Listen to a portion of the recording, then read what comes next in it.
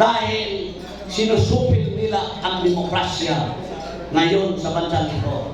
Hindi ito marsyalo pa, hindi ito authoritarian pa, wala, demokrasya pa tayo.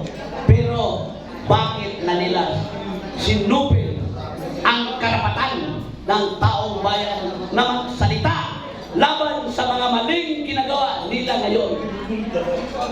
Remember, tayo po ay gustong ipagpatuloy ang naumpisahan ni Tatay Digong noong presidente pa siya. Kaya nga, tayo po ay in-offer natin sa taong bayan si Inday Sara. Dahil tayo naniniwala noon na si Inday lang ang makapapagtuloy sa sinimulan ng kanyang ama.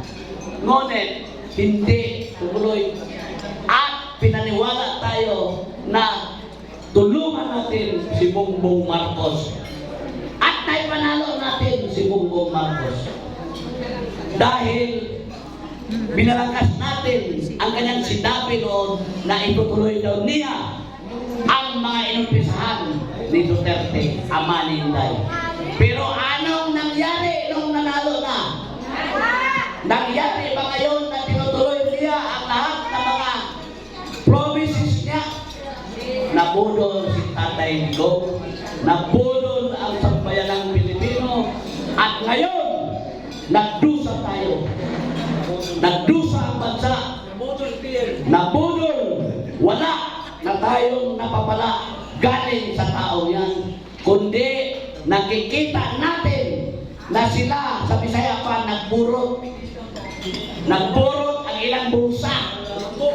Tanan mga kwarta, lahat ng pira andon na sa kanilang bulsa at pabagsak na ang bansang ito.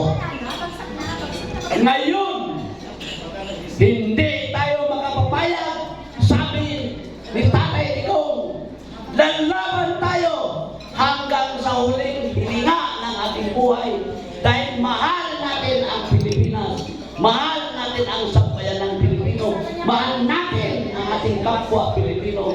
Labanan natin ang traidor na tao na nagbudol sa atin na hindi niya tinupad yung kanyang mga promises. Ginawa niya ang tanga. So ngayon, ang pagtitipon na ito ay hudyat, umpisa sa nagliliyab na galit ng taong bayan laban kay Bongbong Marcos at iligaw natin, Marcos alis dyan! Marcos alis dyan! Marcos alis dyan! Marcos alis dyan! Marcos alis Salamat dyan! po. Maraming salamat kay former Undersecretary